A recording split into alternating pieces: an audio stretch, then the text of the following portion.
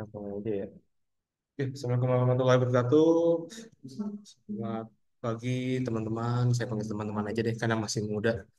Oke, jadi kita mau masuk ke minggu kedua. Minggu kedua lebih bersifat mungkin banyak em, matematis ya, matematikanya yang rumus-rumus. Tapi kita nggak ngebahas sampai dalam. Kita lebih ngebahas nanti gimana implementasi di Google Colab-nya. Nah, kira-kira seperti itu. Nah, di pengelolaan citra digital minggu kedua, eh, topiknya itu representasi citra dan format file. Mungkin teman-teman ada yang tahu nggak sih apa sih itu representasi citra?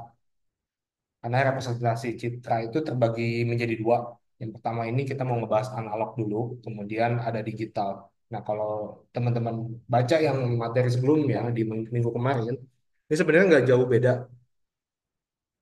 Kira-kira ada yang tahu nggak?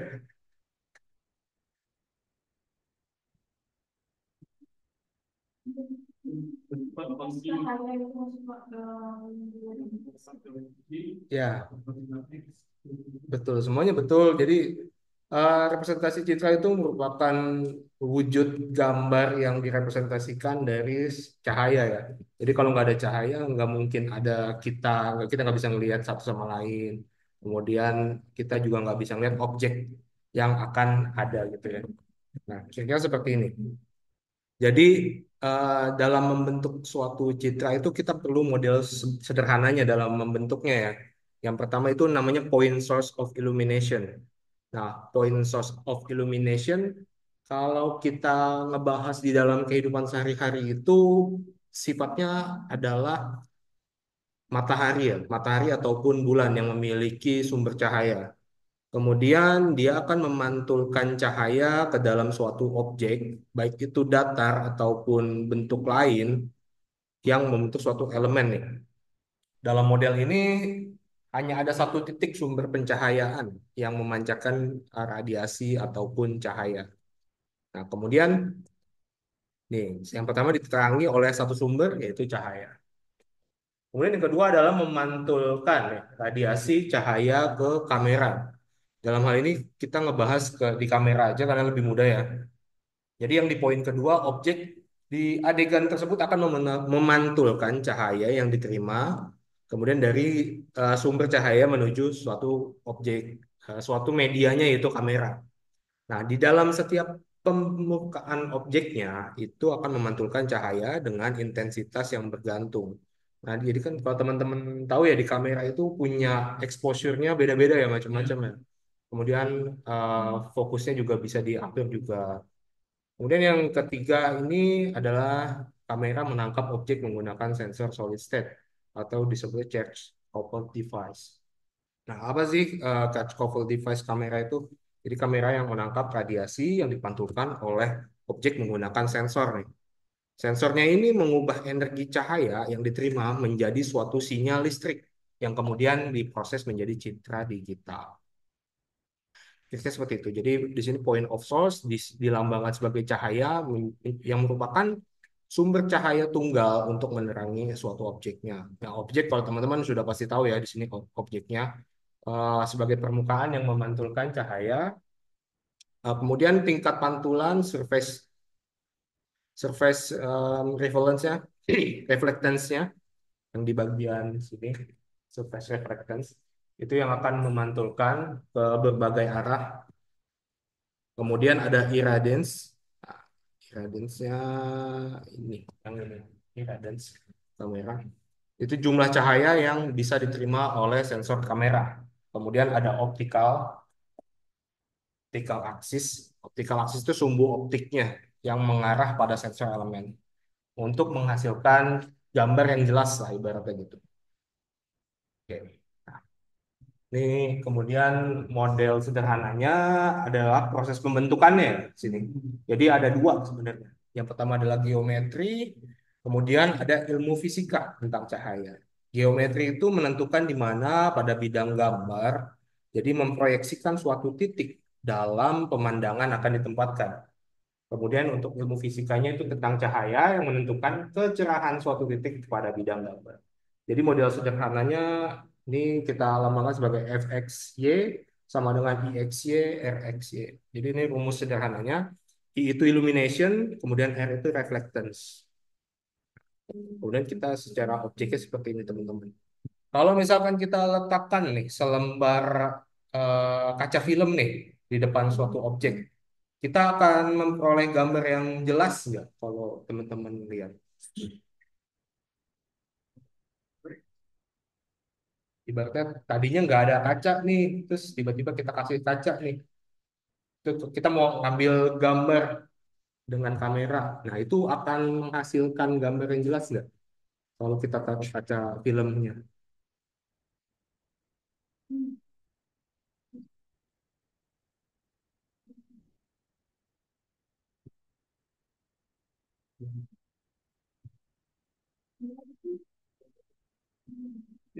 Jadi sebenarnya kalau kita ibaratnya kan di sini ya, kita kameranya di sini, kemudian kita taruh kaca filmnya di sini, maka dia nggak akan jelas teman-teman. Jadi akan mengaburkan yang tadinya titiknya harusnya merah, tapi malah ke yang abu-abu tersebut gitu. Jadi ngebias ya, bisa dibilang. Bisa seperti itu. Nah, kemudian kita tambahkan lagi nih penghalang, tapi ada lubang kecilnya nih di tengah-tengah tersebut. Misalnya aperture ya kalau di kamera tuh untuk menghalangi sebagian besar sinar. Nah, ini bisa mengurangi biasnya atau buramnya atau enggak nih teman-teman? Oke. Ada yang punya ini lagi opini lain. Jadi ini ada lubangnya ya, lubang kecil di tengah-tengah.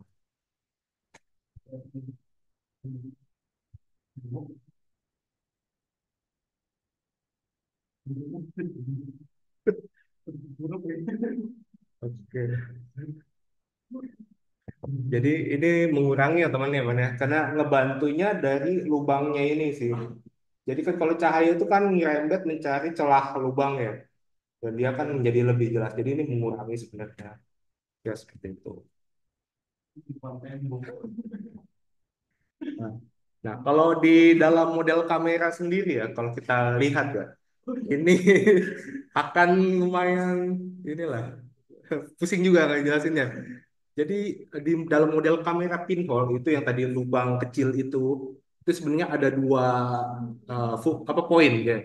Yang pertama itu kita akan membentuk pemandangan dengan 3D menggunakan permukaan dua dimensi. Nah, kemudian yang kedua itu sinar cahaya akan melewati pinhole-nya dan membentuk gambar terbalik dari objek pada bidang gambar. Jadi misalkan teman-teman foto nih, ternyata kan sering banget kita ketika foto balik ya, terbalik. Nah, ibaratnya gambarnya yang harus ya. Jadi kita harus kayak menggunakan fungsi tambahan lah. Nah, itu dari model kamera pinhole ya. Nah, sebenarnya yang kamera-kamera teman-teman pakai itu sebenarnya dua dimensi, tapi diubah objeknya menjadi tiga dimensi gitu. Nah, ini nggak usah dibahas lah, ini rumus-rumusnya ini lah. Nah, kita ngebahas sekarang lebih ke kameranya, efek ukuran aperture. Jadi, kalau aperture besar, itu akan membuat sumber cahaya itu menyebar ke seluruh gambar. Jadi, nggak fokus nih. Sehingga dapat dikatakan ini akan menjadi gambar yang buram atau blur. Kemudian kalau aperture-nya kecil, itu akan mengurangi keburaman atau blur, tetapi akan membatasi cahaya yang masuk ke kamera dan menyebabkan difraksi cahaya. Ya, seperti itu. Nah, ada yang ingin tanyakan nggak nih sampai di sini? Mungkin teman-teman udah sering lah pakai kamera kan ya? Udah sampai setting-setting belum? Atau masih pakai otomatis aja? Yes, yes. Oke, coba. Nah, apa sih yang dimaksud dengan difraksi? Mungkin ada yang tahu nggak? Aku kata-kata baru nih.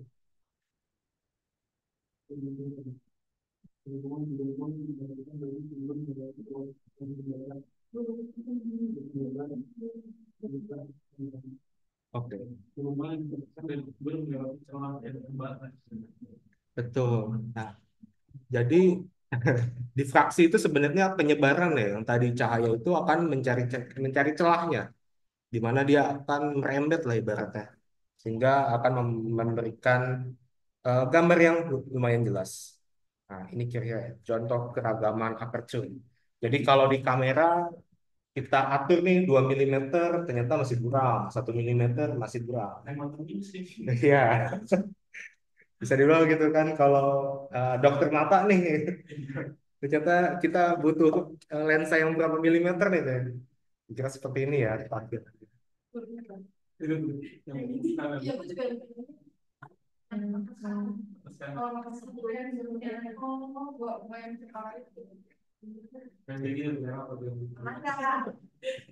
Oke. Kemudian apa yang terjadi nih kalau kita terus memperkecil ukurannya?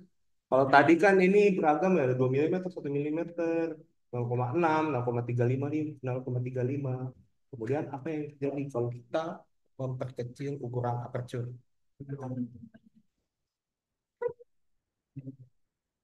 Ya, yakin nih?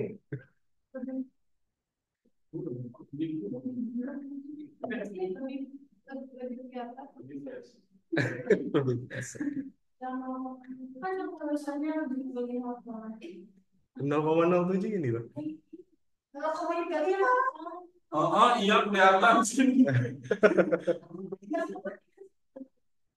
Wow. Jadi ketika cahaya tadi melewati aperture ya, lubang di aperture-nya, itu cahaya itu sebenarnya nggak bergerak secara garis lurus, tapi dia menyebar ke banyak arah. Jadi kalau ada lubang kecil, si cahaya itu nggak lurus gitu teman-teman. Dia akan menyebar. Itu yang dinamakan difraksi. Kemudian apa sih solusinya? Di, nah, solusinya adalah kalau tadi kan kita belajar difraksi, berarti kita harus belajar refraksi atau pembiasan. Nah, pembiasan tuh apa? Coba.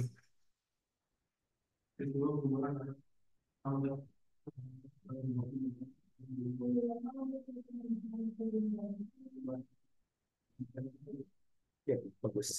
Jadi refraksi itu nggak bakal bisa merambat kalau dia tidak mempunyai medianya atau mediumnya atau wadah ya kalau di sini, ya. Jadi dia bisa diatur kecepatannya dalam pembelokan tersebut ya. Kalau di sini misalkan naik nih dia butuh kecepatan yang cepat. Kemudian ketika berubah arah dia akan menjadi slow ya. Kira seperti itu. Nah, ini tergantung ukuran atau banyaknya cahaya yang masuk di dalam medianya. Nah, kemudian kalau kita ngebahas di efek pada wajah kamera, kita teman-teman sering pakai kan kalau di kamera ada wide angle, ada standar, ada telephoto. Oke. Nah, di sini satu aja kan, satu aja. Tapi beda-beda loh kalau dilihat.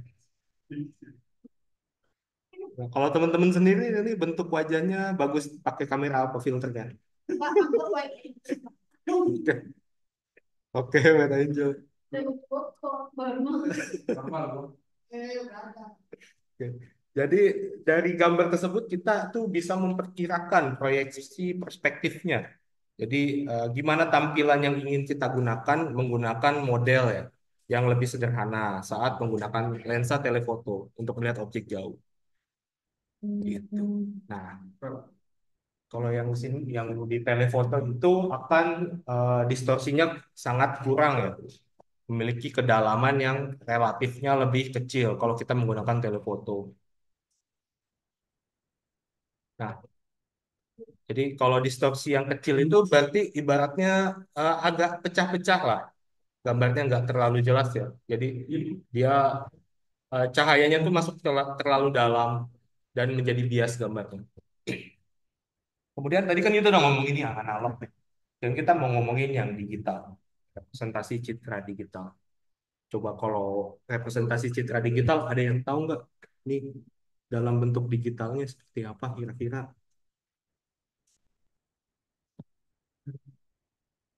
Kan kemarin kan sempet tuh digital apa aja bentuknya.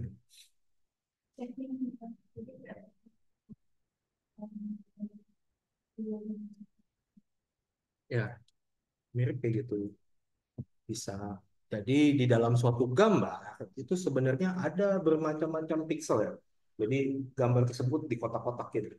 Kita ibaratnya tuh dalam satu kotak itu memiliki kode yang berbeda-beda. Ada read green blue-nya masing-masing. Itu diatur sendiri.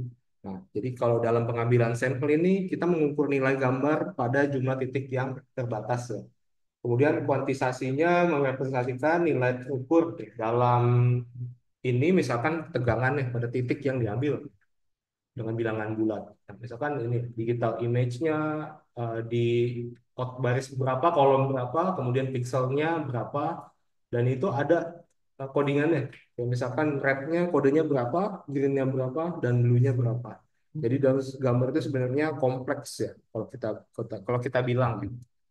Dan nanti teman-teman ya belajar di computer vision sih seperti itu. Nah, kita seperti ini, digitalisasi gambarnya. Jadi dalam suatu gambar itu akan memiliki kuantisasinya yang berbeda, kemudian samplingnya juga berbeda. Kemudian apa itu gambar atau citra? Tadi kan kita ngomongin nih di dalam gambar itu bentuknya macam-macam nih. Ada kode kode ini nih. Mungkin kalau teman-teman lihat nih nggak tahu ya maksudnya apa. Tapi ini kalau diartiin lebih jelas lagi ini maka akan berbentuknya biner nih sebenarnya. Nah, ini awalnya dia akan membentuk kode black, gray, dan white. Misalkan di 117 blacknya 0, kemudian gray-nya 128, kemudian white 255. Kira-kira seperti itu. Jadi dibagi-bagi per pixel um, menjadi bentuknya 8 bit. Nah, citra digital ini merupakan representasi visual dari objek ataupun adegan yang dihasilkan nih, melalui proses digital. Gambar tersebut terdiri dari pixel yang merupakan elemen terkecil. Kira-kira seperti itu teman-teman. Jadi citra digital itu bisa diperoleh dari scanner, kemudian kamera digital, ataupun perangkat teknologi sensor CCTV dan lain-lain. Itu teman-teman bisa gunakan. Nah, kalau di dalam penggunaan sehari-hari itu sudah ada ya teman-teman ya. Kalau ke rumah sakit nih, CT scan, nah itu sudah menggunakan citra digital. Kemudian MRI, kemudian ketika hamil misalkan, nah itu melihat anaknya sudah menggunakan citra digital. Kemudian serta peta satelit yang digunakan oleh Google. Kita dapat menganggap gambar grayscale yang tadi itu sebagai fungsi f dari r kuadrat ke r atau sinyal dua dimensinya. Nah, fxy ini akan memberikan intensitas pada posisi xy. Jika seperti ini ya. Kalau teman-teman mau belajar lebih dalam, ya saya gambar digital ini merupakan versi diskripnya, sampel terkuantisasi. Kemudian ini yang lebih. Ya, oke. Jadi misalkan ini gambar Terminator nih, ternyata di dalam gambar tersebut bentuk aslinya nih seperti ini teman-teman. Kalau dibentuk sebagai FX ini. Kemudian kita masuk ke format file nih. Tadi kan kita udah ngebahas analog, digital, kemudian kita akan ke format file. Kalau teman-teman tahu nih format file cheat gambar itu ada apa aja sih? Ya, satu, bitmap. Oke, oke, oke, oke. Banyak ya. Oke. Jadi di dalam format gambar itu ternyata menyimpan magic number kalau disebut sama para ilmuwan ya. Memiliki nomor yang unik dan eh, ya pokoknya tidak terduga lah. Banyak format yang mengikuti model sederhana. Jadi baris demi barisnya itu memiliki kode. Jadi jadi dia terbagi lagi antara header dan image datanya. Kalau di codingan misalkan HTML, HTML ya kalau teman-teman belajar itu kan ada header, ada body, ada footer. Nah, di gambar juga ternyata ada header dan image data. Kemudian kalau di header itu setidaknya memiliki lebar dan tinggi tinggi gambar teman-teman. Kalau kita pernah itu kayak 1080 pixel kali 768. Gitu ya. Tadi yang teman-teman bahas tadi juga betul GIF, PNG, JPEG, Ada nama formatnya TIFF, PGM, dan FITS. Nah, TIFF, PGM, dan FITS ini lebih bersifat untuk memproses gambar ya secara cepat, lebih cepat lagi sih sebenarnya. Kalau teman-teman ingin belajar computer vision. Nanti kalau misalkan tesis, skripsinya nih mau menggunakan computer vision untuk mendeteksi apa, nah ini bisa menggunakan TIFF, PGM, ataupun FITS. Nah, di dalam format PGM, PBM nih, PPM nih, ada banyak sebenarnya ya, kayak codingan lagi sebenarnya sih. Jadi di misalkan teman-teman ingin mendeteksi apa, nah kita nggak bisa ngasih ke komputernya untuk belajar kalau gambarnya cuma ini doang. Tapi kita harus mengubah gambarnya dibolak-balik dulu, kemudian vertikal horizontalnya, kita ubah ke grayscale, kita ubah ke kode biner, sehingga komputer itu bisa mempelajari lebih dinamis lagi ya. Jadi nggak cuma kita kasih gambar mentah aja nih, kira-kira seperti itu. Nah, format ini biasanya 8 bit per pixel, kemudian sampai dengan 24 bit per pixel. Oke, jadi nanti disimpannya ASCII atau biner ya teman-teman ya, kalau untuk pengolahan. Oke, kita masuk ke pengolahan juga gitu. Oke, gimana teman-teman? Kita eh masuk ke pengolahan citra digital nih.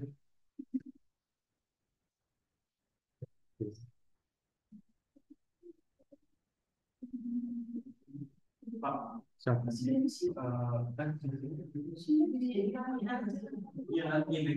Oke.